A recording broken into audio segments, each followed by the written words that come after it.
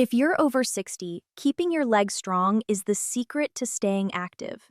But as we age, blood flow changes, and your legs will send you quiet warning signs when that circulation starts to slow down. Today, we're covering 5 sneaky signs of bad leg circulation you shouldn't ignore, especially sign number 3, which almost everyone mistakes for something entirely different. Let's jump straight into sign number 1. Before we start, I want to plant a thought in your mind, and I want you to keep it with you as we go through all 5 signs. The thought is this: your legs work incredibly hard every single day. They carry you everywhere. They hold you up, and they do it quietly, without asking for much. But they do ask for one thing. They need good blood flow. They need that steady supply of blood moving through them so they can do their job. When that flow starts to slow down or get blocked, your legs start sending signals. And those signals? That's what we're talking about today. 5 of them. 5 signs you need to know. Let's go through them one by one. Sign number 1. Here's something many people over 60 mention almost in passing.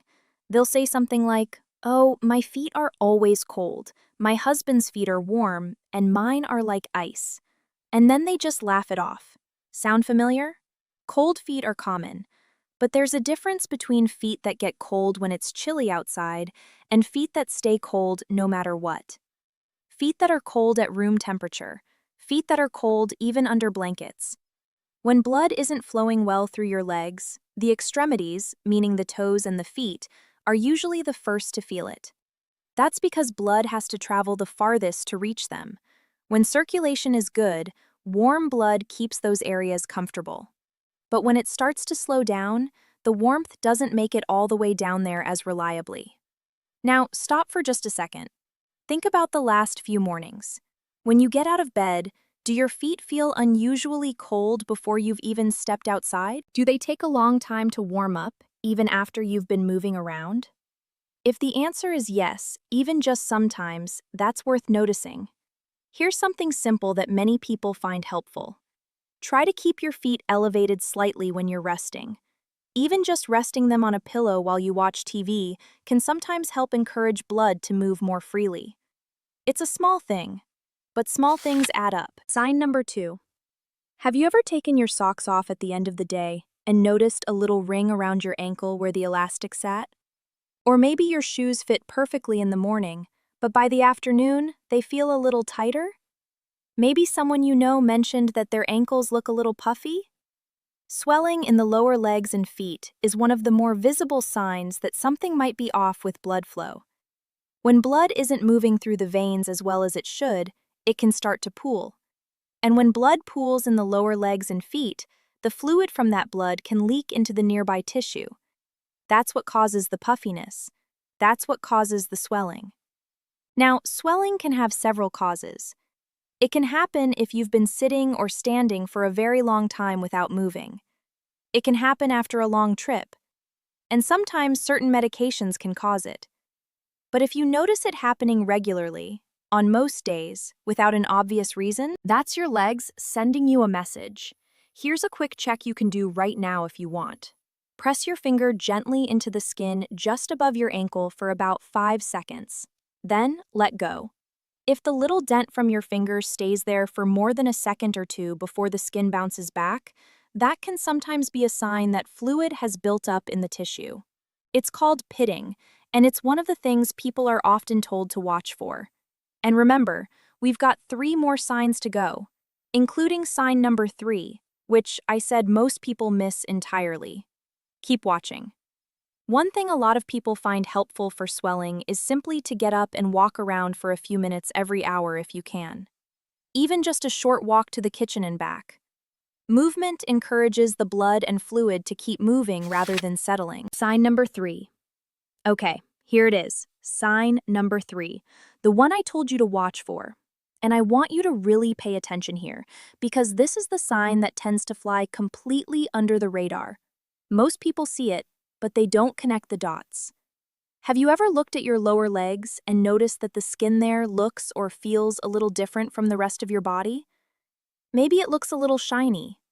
Or maybe it looks darker, like a brownish or reddish tint, especially around the ankle area.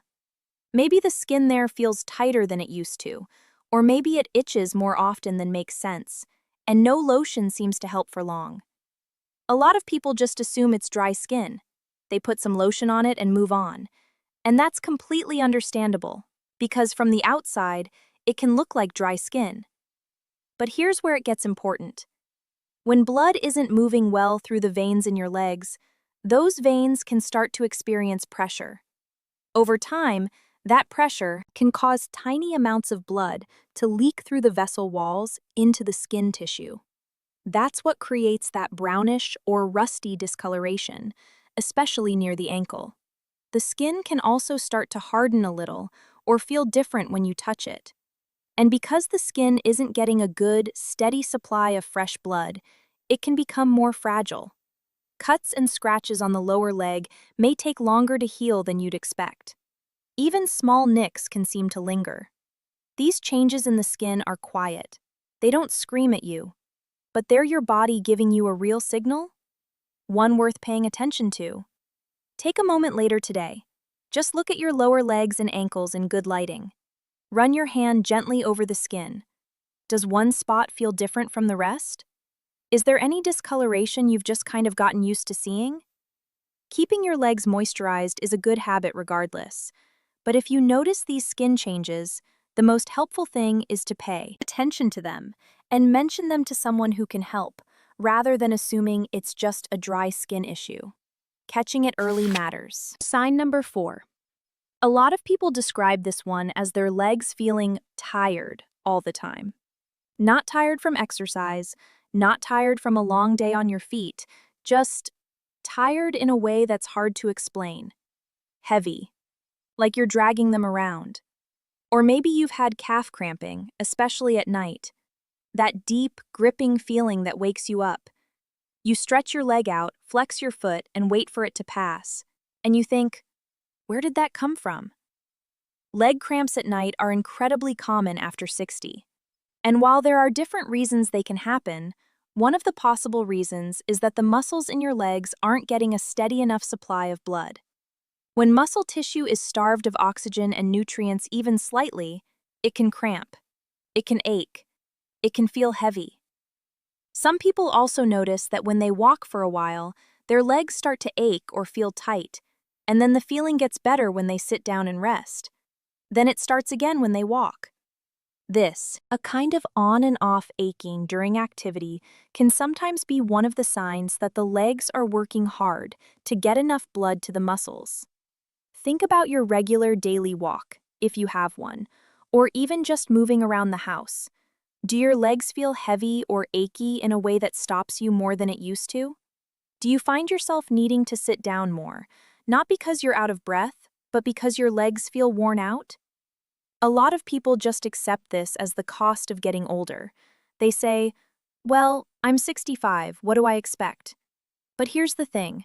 There's a difference between normal aging and your body asking for help, and you deserve to know that difference. Gentle movement, like easy walking or light leg stretches, is often described as one of the most natural ways to encourage blood flow in the legs. Even 10 minutes of gentle movement each day may help the muscles and the blood flow work better together. Start small. Small is still something. Sign number 5. This one is the most visible of all 5 signs. You might have noticed them on yourself or on someone in your family. Those dark purple or blue lines that show through the skin on the back of the legs or the ankles. Sometimes they're flat. Sometimes they bulge out a little, like a cord under the skin. A lot of people think varicose veins are just a cosmetic thing, just an appearance issue. And because so many people have them, they become easy to ignore. But what varicose veins actually represent is that the valves inside those veins aren't working the way they're supposed to. Here's a simple way to picture it. Inside your veins, there are little one-way doors called valves. Their job is to keep blood moving in one direction, upward, toward your heart. When those little doors work properly, blood flows up and doesn't fall back down. But when they weaken or stop working well, blood can fall back and pool inside the vein. The vein swells up under the pressure. It gets bigger. It becomes visible, That's a varicose vein. And while varicose veins themselves don't always cause major problems, they are a sign that the system isn't working at full capacity. They can be associated with that feeling of heaviness and aching we talked about in sign number 4. And in some cases, over time, veins that are under consistent pressure can contribute to other issues in the surrounding tissue and skin. Take a moment and think. Have you noticed more veins becoming visible on your legs over the last year or two? Has someone mentioned it to you? Have they been there for a while, and you've just gotten used to them? You're not alone if you have. A large number of people over 60 have some degree of varicose veins, and plenty of them are living full, active lives. But being aware of them, and being aware of the other signs we've talked about today, puts you in a much better position. One thing many people find helpful with varicose veins is wearing compression socks. These are socks that fit snugly and give the veins in your legs a little outside support, helping to push blood upward. They're available in pharmacies, they're not expensive, and a lot of people say they make a real difference in how their legs feel by the end of the day. If you haven't tried them, they might be worth looking into. Okay, we've made it through all 5 signs. Let me quickly go back over them so they stick. Sign number 1. Feet or toes that are cold even when the rest of you are warm. Sign number 2. Regular swelling in the feet, ankles, or lower legs that isn't explained by a specific reason. Sign number 3. Changes in the skin on your lower legs, darkening, shininess, tightness, or wounds that take longer to heal. The one most people miss. Sign number 4. Aching, cramping, or heaviness in the legs, especially leg cramps at night or pain that comes on when you walk and gets better when you rest. Sign number 5. Varicose veins or visibly bulging veins, especially if they come with discomfort. Now here's what I want you to take away from all of this. You don't have to have all 5 of these signs for something to be worth paying attention to. Even 1 or 2 of these, especially if they're new or getting worse, is worth noticing. I know it's easy to put these things off. Life is busy, doctor's appointments take time, and there's always a part of us that would rather not know if something is wrong. I completely understand that. A lot of people feel that way. But here's the flip side of that. The earlier you pay attention to these signs, the more options you have. When you catch things early, the steps you can take tend to be smaller, gentler, less disruptive. When you wait until things are very serious, the path back gets harder. You deserve to feel good in your own body, and your legs deserve the attention they've earned after decades of carrying you everywhere. Before we wrap up, I want to leave you with a few things that many people find it helpful for supporting healthy circulation in the legs. These are not cures. I'm not promising any specific results. But these are gentle habits that come up again and again when people talk about taking better care of their legs. The first one is movement. The legs depend on movement. When you're sitting still for long periods, the blood in your legs has a harder time fighting gravity to get back up to the heart. Even small amounts of movement help. Walking a little each day, doing some gentle ankle circles while you're sitting, standing up every hour or so if you can. These small things really do add up. The second one is hydration. When your body isn't properly hydrated, the blood itself can get a little thicker and move a little more slowly. Drinking enough water throughout the day, plain water, herbal tea, whatever you enjoy, helps keep things moving more smoothly. The third is elevating your legs when you rest. If you spend time sitting or lying down, putting a pillow under your legs so that your feet are a little higher than your heart can help blood drain back more easily and may help reduce swelling and heaviness. The fourth is being mindful of long periods of sitting, especially in tight spaces. Long car trips, long flights, or even long days at a desk can be hard on leg circulation. Taking short breaks to stand and move when possible makes a difference. And the fifth, and this one is important, is talking to someone you trust medically if you're experiencing several of these signs or if they've been getting worse. I know I said this wasn't a medical video, and it isn't, but there's a big difference between getting general information and getting personal guidance from someone who can actually look at your legs, know your history, and help you figure out what's right for you. I want to pause right here and say something directly to you. If you watch this whole video, that tells me something. It tells me you care about your health. It tells me you're not the kind of person who ignores things, and that already puts you ahead. Paying attention is the first step. Knowing what to look for is the second step. And then acting on what you know, even in small ways, that's where the real power is. At the very beginning of this video, I mentioned that there would be one sign that most people miss, and we talked about it. Sign number 3, the changes in your skin. But now I want to add one more thought before you go. The most dangerous sign of all is not on this list. The most dangerous sign is the one you noticed, and then ignored. The one you told yourself was nothing. The one you kept meaning to look into and then forgot about. Don't let that be you. You've taken the time to watch this today. Use that. Take a few minutes to actually check your own legs. Look at the skin. Notice how they feel. Think about whether you've been dealing with any of the 5 signs we talked about. And if something feels off, just make a note of it. Write it down. Bring it up next time you talk to a health professional. That small action might be one of the most important things you do for yourself this week. You've already done a lot in your life. You've taken care of a lot of people, a lot of responsibilities. And now this is your time to take care of yourself. Your legs have carried you through everything. They deserve a little attention in return. Thank you so much for watching. If this video was helpful to you, please share it with someone you care about. A friend, a spouse, a sibling, anyone over 60 in your life who might benefit from knowing these 5 signs.